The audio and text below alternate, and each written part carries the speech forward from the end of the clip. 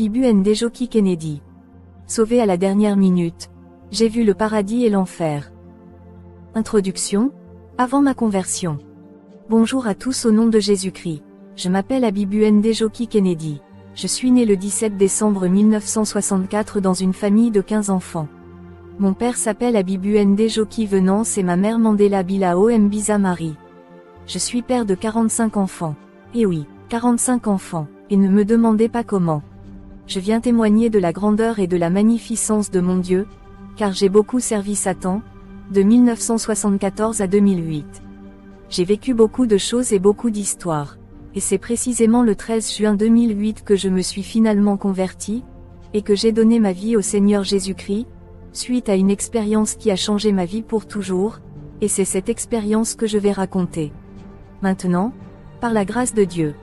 Tout a commencé par une mystérieuse maladie dont j'ai souffert dans mon enfance, à l'âge de 10 ans, en 1974, après avoir perdu 12 de mes frères et sœurs à cause des sortilèges lancés par des sorciers, sur les 15 que nous étions, en seulement 6 ans. Moi. De là, mon père, qui croyait essayer de me sauver la vie, m'a emmené chez un guérisseur où j'ai passé 6 mois dans le monde aquatique, et encore 6 mois isolé dans une cage hermétiquement fermée car cela faisait partie de mon processus de guérison. Et chacune de ces 2 expériences avait l'impression que je n'y avais passé qu'une seule journée. Pendant tout ce temps, je n'avais rien mangé ni bu depuis 6 mois x 2, donc 12 mois qui équivalent à 1 an. En sortant de là, je suis directement devenu moi-même guérisseur, puis sorcier. Par la suite, j'ai abordé bien d'autres pratiques occultes et sataniques, comme la magie blanche, grâce à mon alliance avec l'esprit sirène appelé Mamiwata. J'ai également plongé dans Red Magic, Black Magic, et la liste est longue. Bref, j'avais beaucoup sympathisé avec Satan le diable, de 1974 à 2008.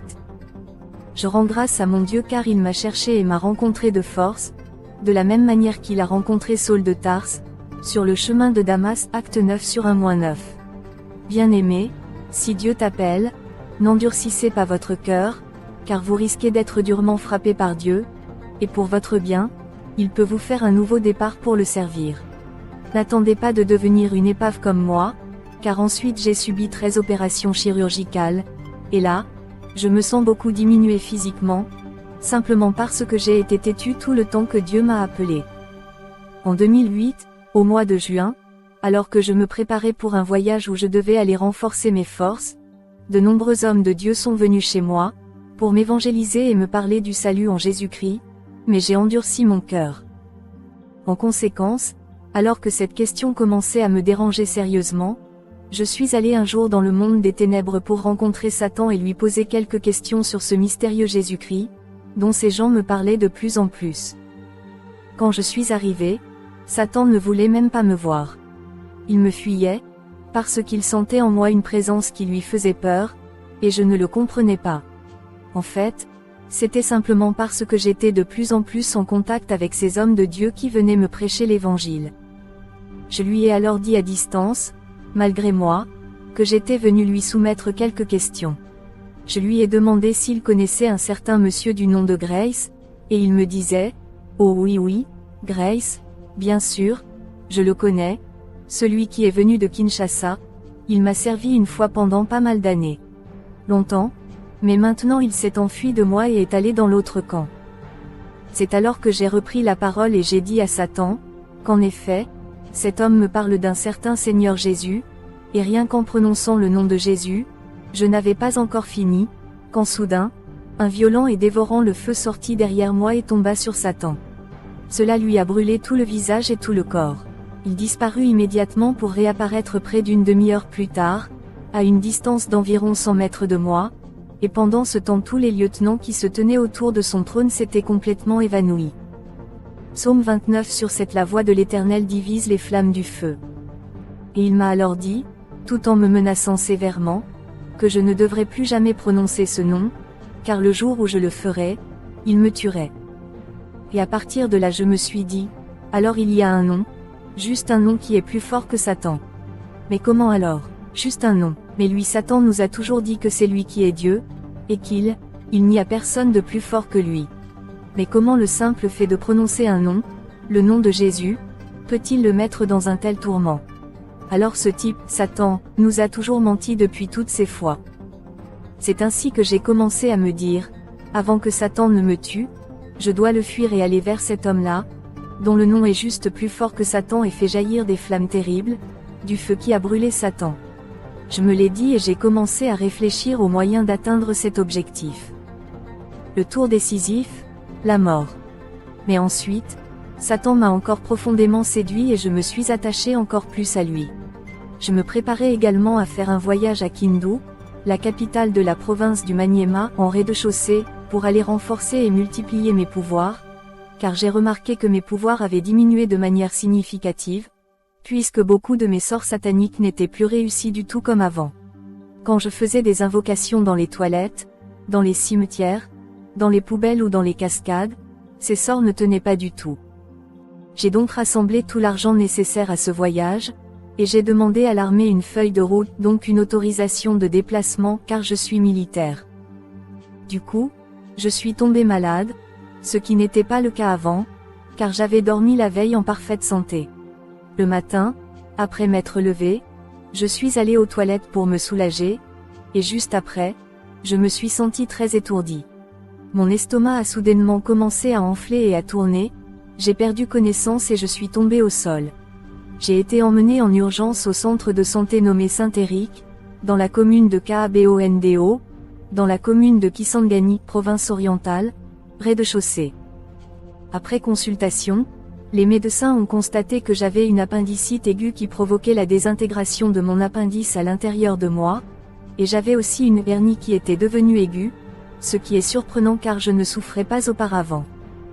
J'ai dû subir 2 opérations successives de suite, et 11 jours plus tard, alors que j'étais encore en convalescence et que je recouvrais lentement ma santé, c'était vers le soir, j'ai ressenti une forte chaleur. J'ai demandé à ma femme de me préparer de l'eau pour me laver avant que l'infirmière ne vienne m'administrer les soins du soir. Juste au moment où ma femme voulait commencer à se laver, j'ai eu une crise. Je me suis évanouie, elle a crié et les médecins ont rapidement couru vers moi. Ils m'ont réanimée, j'ai repris connaissance. Ils m'ont porté et m'ont assis sur une chaise.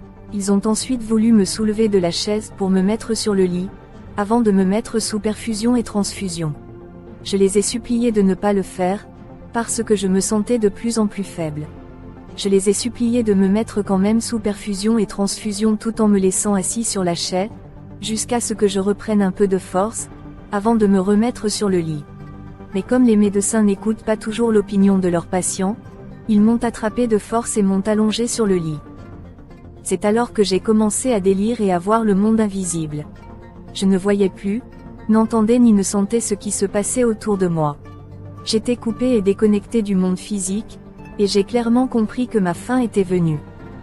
Mais gloire à Dieu, car juste au dernier moment, il m'a accordé la grâce et le réflexe de pouvoir me repentir, et de dire ma dernière prière, ce que tout le monde n'a pas toujours la grâce ou le temps d'obtenir avant d'abandonner. Le fantôme. J'ai ouvert la bouche et j'ai fait cette courte prière à Dieu, Seigneur Jésus-Christ, je te confie ma vie. Pour tous les péchés que j'ai commis contre toi, depuis mon enfance jusqu'à ce jour, je te supplie de me pardonner. J'ai failli à ta volonté toute ma vie, pardonne-moi Seigneur. Pardonne-moi aussi pour tous les péchés et manquements que j'ai commis envers mes semblables. J'ai remis mon âme entre tes mains, et immédiatement après cette prière, je suis mort. Ecclésiaste 8/8. Il n'y a personne qui ait le pouvoir sur l'esprit pour retenir l'esprit, il n'a pas non plus de pouvoir au jour de la mort, et il n'y a pas de décharge dans cette guerre, la méchanceté ne délivrera pas non plus ceux qui lui sont livrés. Luc 15-20. Et il leur dit, prenez garde et gardez-vous de la convoitise, car la vie d'un homme ne dépend pas de l'abondance des choses qu'il possède. Et il leur dit une parabole, disant, la terre d'un certain homme riche a produit en abondance. 17. Et il réfléchit en lui-même, disant, que dois-je faire, parce que je n'ai pas de place où donner mes fruits. 18. Et il dit, voici ce que je ferai, je démolirai mes greniers et j'en bâtirai de plus grands, et c'est là que je distribuerai tous mes fruits et mes biens. 19. Et je dirai à mon âme, tu as beaucoup de biens en réserve pour de nombreuses années, reposez-vous, mangez, buvez et soyez joyeux. 20. Mais Dieu lui dit, espèce d'insensé, Cette nuit ton âme te sera demandée, alors à qui appartiendront ces choses que tu as prévues? Beaucoup disent non, laissez-moi vivre comme je veux, et quand je mourrai, je me repentirai de tous mes péchés et ferai la paix avec Dieu. Écoutez, faire sa dernière prière au moment de rendre l'âme est une grâce exceptionnelle que l'Éternel n'accorde qu'à quelques privilégiés de son choix. Ce n'est pas pour tout le monde. Il vaudrait mieux que vous vous mettiez en ordre auprès de votre Dieu maintenant, pendant que vous êtes encore en bonne santé et maître de toutes vos facultés, car peut-être que demain, il sera peut-être trop tard.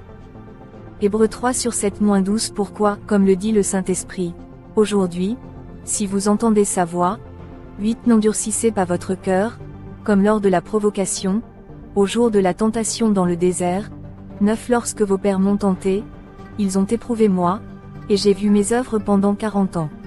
10 C'est pourquoi j'ai été attristé contre cette génération, et j'ai dit, leur cœur s'égare toujours, et ils n'ont pas connu mes voies. 11 Alors j'ai juré dans ma colère, ils n'entreront pas dans mon repos. 12 Prenez garde, frères, qu'il n'y ait chez aucun de vous un cœur mauvais et incrédule, en s'éloignant du Dieu vivant. Je sais que Dieu a permis que cela m'arrive, car non seulement il voulait me sauver, mais aussi et surtout, il avait des choses à me montrer pour que je puisse en être témoin. Ainsi, après ma mort, je me suis retrouvé sur un lit traditionnel en bois appelé KITIKWALA. Je me suis retrouvé allongé sur ce lit-là, dehors, sur l'herbe.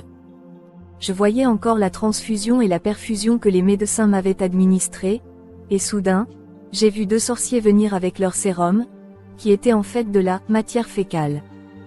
L'un d'eux était un monsieur du même village que moi et l'autre était une dame du quartier où j'habitais. Ils étaient tous les deux en train de pomper littéralement et mystérieusement la perfusion et la transfusion que j'avais, et ils étaient sur le point de commencer à mettre leur propre sérum maléfique sur mon gros orteil droit, fait de matière fécale. Soudain, j'ai vu surgir de nulle part 2 anges, vêtus de vêtements blancs et ayant la forme de petits enfants. L'un ressemblait à un enfant de 8 ans et l'autre à un enfant de 6 ans. Ils sont apparus derrière moi, de chaque côté de ma tête. Puis ils levèrent les bras et directement, une flamme de feu dévorant comme un éclair, sortit d'eux et tomba sur ces 2 sorciers-là. La femme a été touchée à la poitrine et au ventre. Elle se roulait par terre en criant et l'homme a été touché aux jambes. Ils brûlaient tous les 2 et criaient de douleur intense, tout en se roulant sur le sol. Cette femme est décédée quelques jours plus tard, suite à ces brûlures, et elle a eu le temps d'avouer que c'était à cause de ce qu'on essayait de me faire qu'elle allait mourir, et monsieur est resté handicapé jusqu'à ce jour, avec les jambes complètement atrophiées. Hébreux 12:29 Car notre Dieu est un feu dévorant. Ces 2 anges m'ont alors soulevé du lit et m'ont fait me lever, et je suis parti avec eux. Le lourd fardeau, 2 chemins et le pont mystérieux. Mais je me suis vite rendu compte que je portais une charge énorme, dont le poids m'écrasait vraiment derrière le dos, de sorte qu'il m'était très difficile de marcher.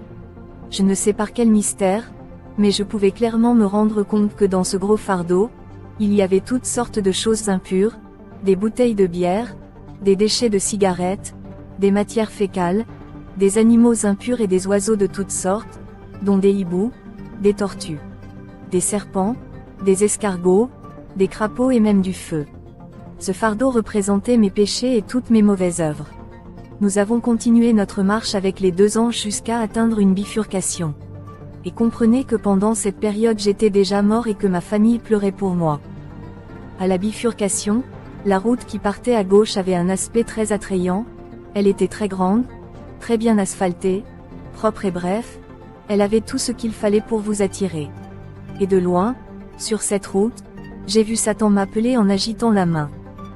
Le chemin qui menait à droite était très petit, il semblait banal, n'avait rien d'attrayant ni de remarquable, il était vallonné, plein d'herbes tout autour, et pourtant c'était le chemin qui mène au paradis de Dieu et à l'Éternel. Puis, Matthieu 7h13-14 Entrez par la porte étroite, car large est la porte et spacieux le chemin qui mène à la perdition, et il y en a beaucoup qui entrent par là. 14 Parce qu'étroite est la porte et étroite est la porte, le chemin qui mène à la vie, et rares sont ceux qui le trouvent. Quelque chose de merveilleux s'est produit, car alors que nous étions au carrefour de ces 2 chemins, un ange est sorti de nulle part et a barré le chemin qui mène à Satan, tout en nous indiquant avec son bras, de prendre le petit chemin accidenté qui mène à Dieu. Proverbe 14h12 Il est une voie qui semble droite à un homme, mais sa fin est la voie de la mort. Proverbe 16h25 Il est une voie qui semble droite à un homme, mais sa fin est la voie de la mort. Nous arrivons devant une sorte de petit pont étrange, fait d'un seul bois, mais très tranchant et pointu, un peu comme une lame de machette très tranchante. Et il m'était presque impossible de traverser ce pont par moi-même, surtout avec le lourd fardeau écrasant que je portais sur mon dos.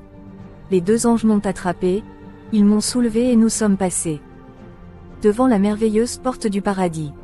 C'est alors que nous nous sommes retrouvés devant une porte merveilleuse et gigantesque, et je ne savais toujours pas que c'était la porte du paradis. J'ai vu deux anges de chaque côté de la porte, et un autre ange qui se tenait au centre de la porte. Il tenait un redoutable fouet de feu dans une main et une épée enflammée dans l'autre. Il avait également une autre épée dans son fourreau autour de la taille. Cet ange avait une apparence glorieuse, remarquable, imposant, redoutable et terrifiant. Il était très résistant, il semblait très puissant et ressemblait à un grand guerrier. Il portait un plastron métallique brillant autour de sa poitrine et un casque métallique brillant sur la tête. Son visage était comme celui d'un lion et il avait des ailes puissantes. Il ne bougeait pas et ne parlait pas. Derrière lui, j'ai vu 7 autres anges qui tenaient chacun une coupe, qui sont les 7 coupes de la colère de Dieu. Apocalypse 16 Sur un et j'entendis du temple une voix forte qui disait aux 7 anges, « Partez, et versez les coupes de la colère de Dieu sur la terre. » Un des 2 anges qui m'accompagnait m'a dit que ces 7 anges avancent petit à petit, chaque jour qui passe, ce qui veut dire que le retour du Seigneur Jésus-Christ approche de plus en plus, et vite. Depuis 2008 où j'ai vécu cette expérience, sachez qu'ils ont fait beaucoup de progrès. Ma bien-aimée, ne nous laissons pas distraire. Directement j'ai entendu un chant de louange qui est très populaire ici chez nous en rez-de-chaussée, et qui dit, « Tu es digne de gloire, sois loué Yahvé, Yahvé soit loué. Hosanna, Alléluia, Hosanna, Alléluia. » Cela signifie en lingala, « Obongi na enkembo yo okuma Yahvé, Yahvé yo okuma 2x. » Hosanna, Alléluia, Hosanna, Alléluia. Point. Ce chant merveilleux a donc été chanté là-haut dans les cieux, dans le paradis de Dieu, à ma grande surprise. En tout cas, que Dieu bénisse le compositeur de cette chanson, et lui inspire encore d'autres chants célestes, car il a été véritablement inspiré par Dieu. Ce chant peut donc être chanté, inlassablement, pendant des heures et des heures, là-haut, au paradis. Lorsque les 2 anges qui m'accompagnaient à leur tour se mirent à louer, au rythme de ce chant, l'ange qui gardait la porte baissa la tête devant eux pour les saluer, et pendant ce temps, je ne chantais pas avec eux. À ce moment-là, l'ange protecteur de la porte ne pouvait pas encore nous laisser passer, car je ne chantais pas encore. Soudain, j'ai rejoint les autres anges dans la louange, et l'ange protecteur de la porte nous a donné le passage pour entrer par la porte, et nous avons croisé les 7 anges qui tenaient les 7 coupes de la colère de Dieu, qui regardaient, non bougeant et ne me regardant pas non plus. Psaume 100 sur 4 Entrez dans ses portes avec action de grâce, et dans ses parvis avec louange, soyez reconnaissants envers lui et bénissez son nom. Je vous informe que de ces 2 anges qui m'accompagnaient, celui de gauche n'a rien dit, il m'a simplement tenu la main. Il n'y avait que celui de droite qui me parlait et m'expliquait tout. La piscine brillant, la colombe et les 7 lampes de feu. Nous sommes arrivés devant une sorte de piscine très propre et qui brillait si fort. L'ange m'a demandé de descendre à la piscine. Nous sommes entrés dans cette piscine avec eux, et l'ange à droite m'a dit de prendre de l'eau et de la verser sur mon corps, afin de me laver, au nom du Messie, car là-haut au ciel, je n'ai pas entendu le nom de Jésus. Là-haut, on l'appelle seulement le Messie, le Christ, ou l'agneau de Dieu, ou encore Emmanuel. La chanson que nous avons entendue à la porte a continué à être chantée.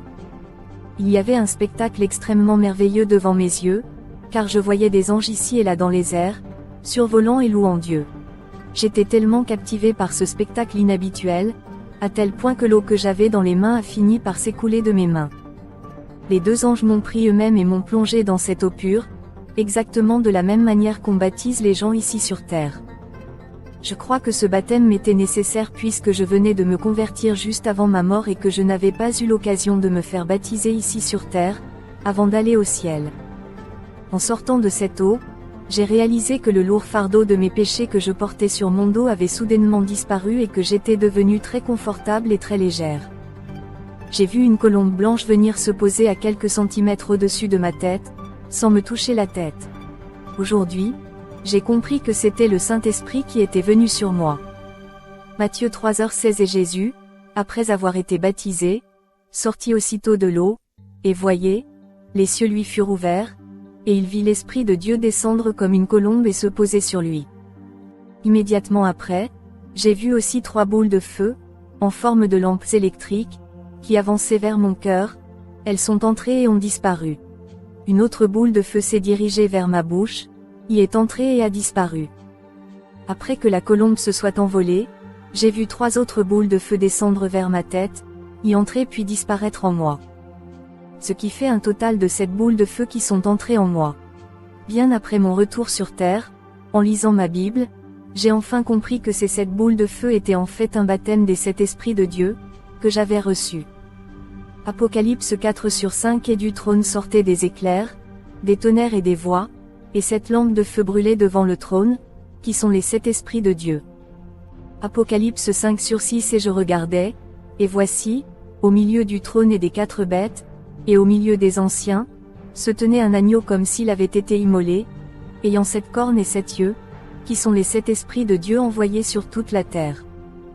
Isaïe 11/1-2. Et une tige sortira de la tige de Jessé, et un rameau poussera de ses racines.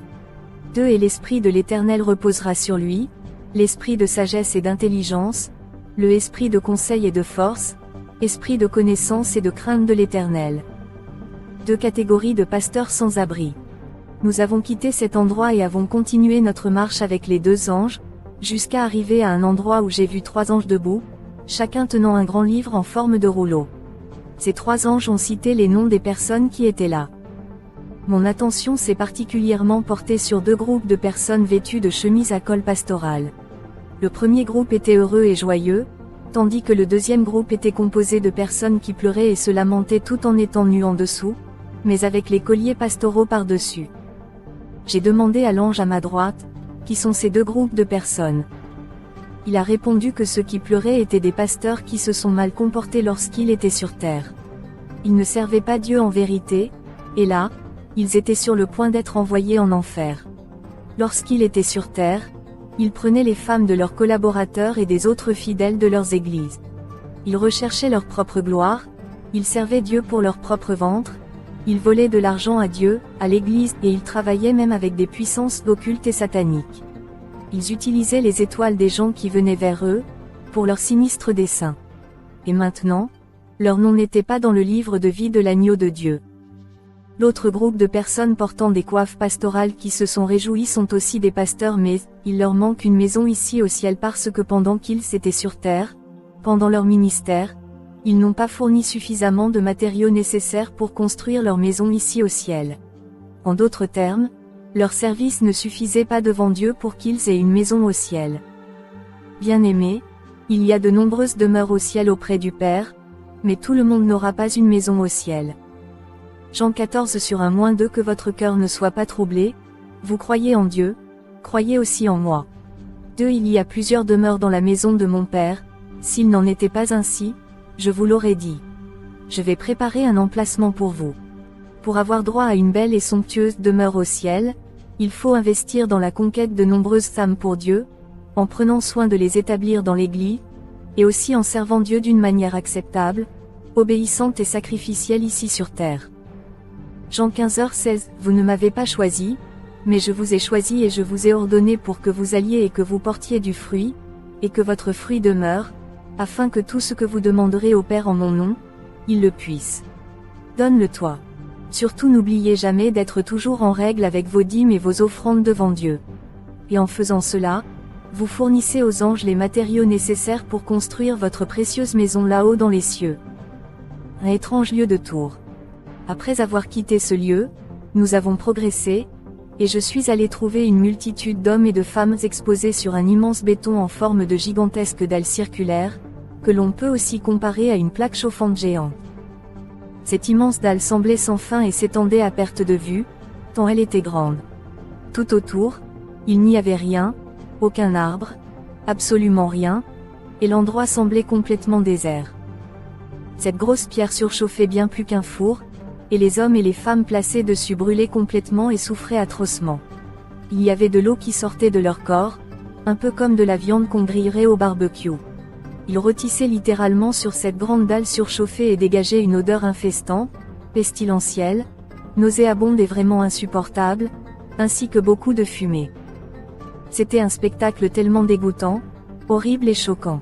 Oh mes amis, que Dieu soit toujours avec nous, nous aide à mener le bon combat de la foi, ne nous abandonne jamais, afin que nous n'atterrissions pas un jour dans ce lieu de châtiment insupportable et terrifiant. Enfants de Dieu, tenez bon dans la foi, et vous qui n'êtes pas encore convertis, repentez-vous avant qu'il ne soit trop tard. Ces gens hurlaient de douleur. Curieusement, c'est toujours dans cette direction-là que les deux anges m'ont conduit. Je ne voulais pas y aller, j'ai essayé de résister, mais sans succès.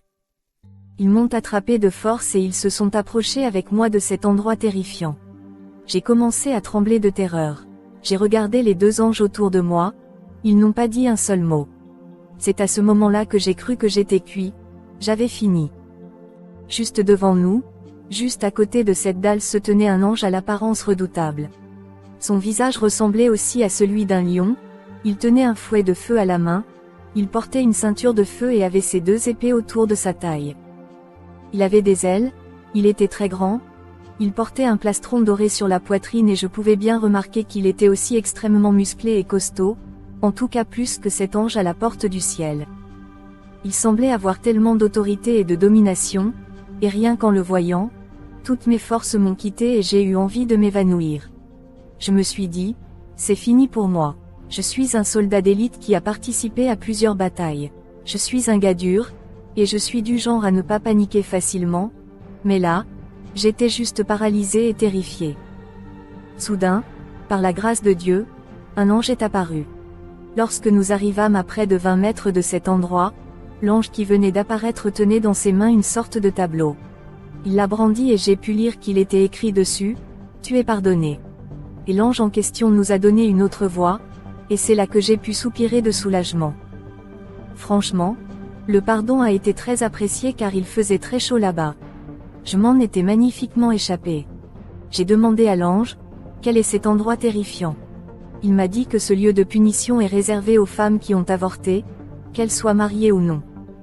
Et en regardant vers la droite, j'ai effectivement vu sur une image une sorte d'écran géant, une multitude d'enfants qui jouaient, et qui ne montraient aucun signe de souffrance. Ils étaient dans la paix et la joie, ce qui n'était pas le cas de leurs parents qui rôtissaient sur cette plaque surchauffée. Même les hommes qui forçaient leurs femmes à avorter, ou qui les encourageaient à le faire, ce lieu leur était aussi destiné. Sans parler des médecins et autres personnels médicaux qui pratiquent les avortements. Des femmes qui mettent des fétiches dans la nourriture ou la boisson de leurs hommes, pour qu'ils puissent les aimer davantage, eux aussi, cet endroit leur était destiné.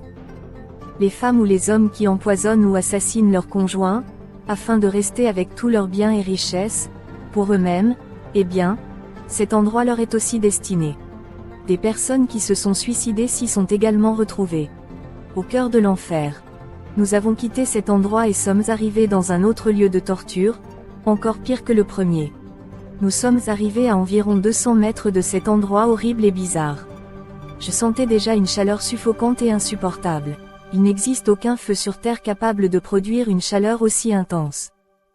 Mes amis, il y a des gens qui se disent, « Ok, laissez-moi tranquille, j'accepte d'aller en enfer, parce que l'enfer aussi c'est un village, ou un lieu, habité et si je vais y brûler, eh bien, je brûlerai. » Là.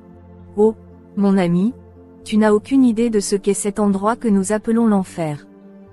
Ce n'est pas un terrain de jeu, mais c'est un lieu de torture extrême et de souffrance incroyable, tel qu'il n'existe même pas de mots humains pour le décrire.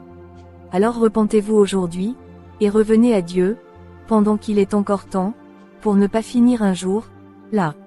Les images d'horreur et de terreur que j'ai vues en enfer sont restées gravées dans mon esprit, de sorte que chaque fois que je suis tenté de commettre un péché, ou même si la colère veut me prendre, ces images me reviennent immédiatement, et immédiatement, je reviens à mes sens, et je renonce à commettre ce mal. Les gens ne meurent jamais en enfer, Mais ils souffrent atrocement, sans cesse et sans le moindre repos. Ils n'ont même pas une seule seconde de repos ou de répit. Il n'y a pas d'eau là-bas, mais une chaleur suffocante. Les gens brûlent, gémissent, pleurent et hurlent de douleur intense sans se relâcher. Il n'y a que souffrance et désolation en enfer.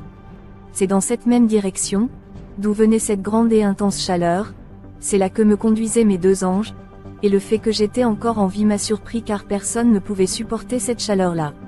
J'ai vu une immense clôture qui s'étendait à perte de vue, si bien qu'elle semblait sans fin, tellement immense. Toute l'enceinte de ce grand terrain était en feu, et je vis beaucoup de gens qui brûlaient et gémissaient misérablement dans cet incendie.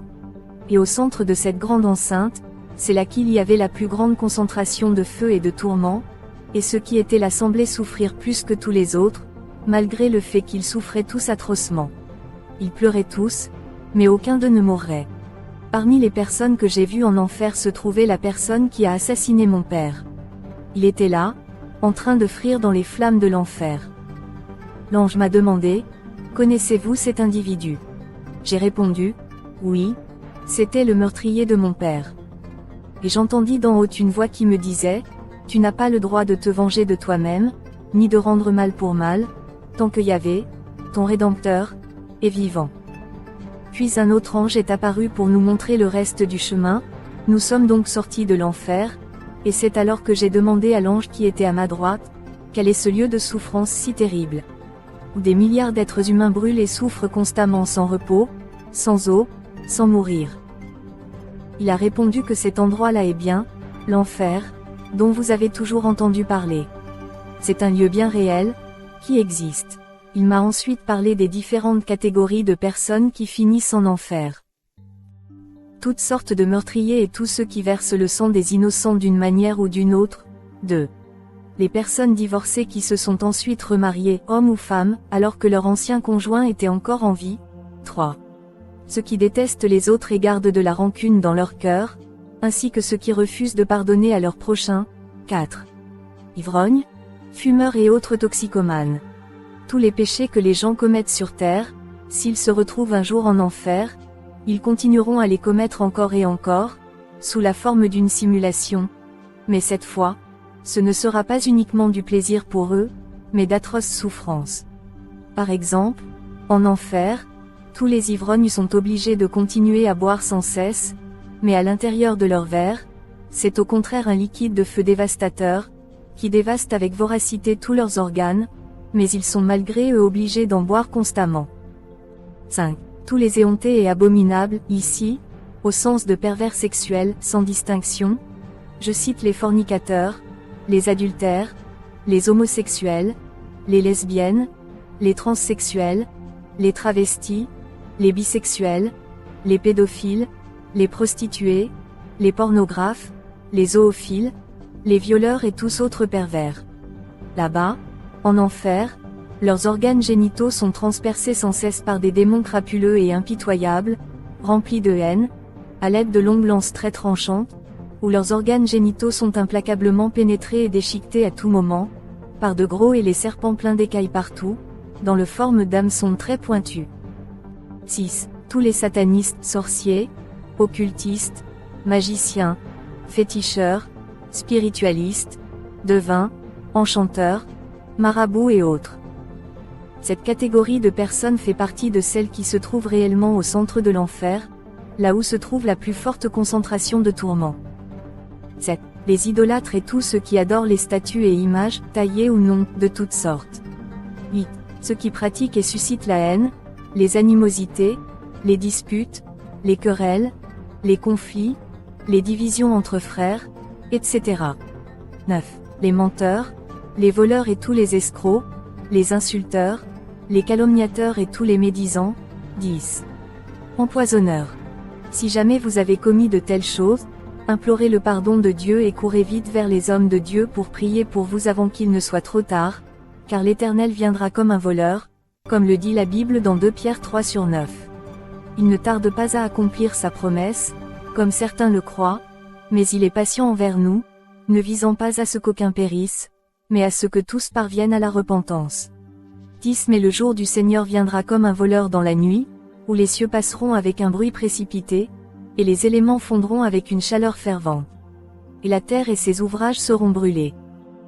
Conspirateurs, conspirateurs et autres traîtres. Ils sont reconnus comme meurtriers et subiront le même sort, d'où ceux qui ont des tatouages et des piercings sur le corps. Un roi 18h28 et ils criaient à haute voix, et se coupaient à leur manière avec des couteaux et des lancettes, jusqu'à ce que le sang jaillisse sur eux. Jérémie 41/5-80, hommes vinrent de Sichem, de Silo et de Samarie, la barbe rasée et les vêtements déchirés, et s'étant coupés, avec des offrandes et de l'encens à la main, pour les amener à la maison de le Seigneur. Jérémie 47/5-7 La calvitie est tombée sur Gaza, Ashkelon est retranché du reste de sa vallée, jusqu'à quand te couperas-tu? Si ô épée de l'Éternel, combien de temps faudra-t-il avant que tu te taises? Enfilez votre fourreau, reposez-vous et restez tranquille. Comment peut-il être tranquille, puisque l'Éternel lui a confié une charge contre Ashkelon et contre le bord de la mer? C'est là qu'il l'a nommé. Jérémie 48/37 Car toute tête sera chauve et toute barbe coupée, sur toutes les mains il y aura des coupures et sur les reins un sac. Vous qui portez des tatouages ou des piercings, sachez que si vous ne vous repentez pas, votre place est en enfer.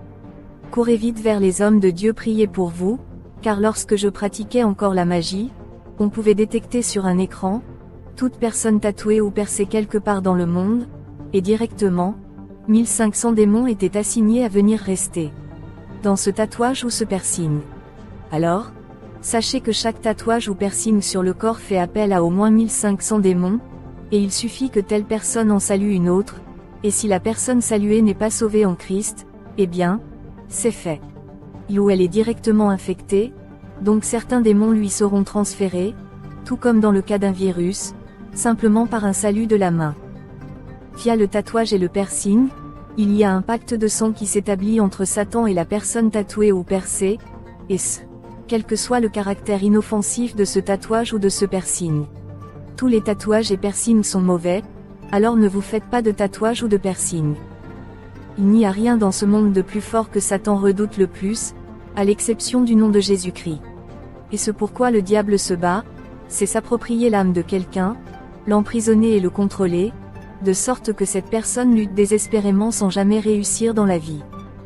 Bien-aimé, si tu tiens vraiment à la vie éternelle et que tu ne veux pas être surpris d'atterrir un jour en enfer, juste à cause de ton tatouage ou de ton piercing, car inconsciemment, tu auras aidé Satan à posséder et à servir la vie de beaucoup. Alors mon ami, il y a beaucoup d'hommes loin de Dieu. Allez les voir, afin qu'ils prient pour vous, implorant la grâce de Dieu sur vous, et chassant toute influence démoniaque sur ce tatouage ou ce piercing, afin que vous soyez complètement délivrés et en sécurité. Nous t'aimons beaucoup. Vous êtes déjà très bénis.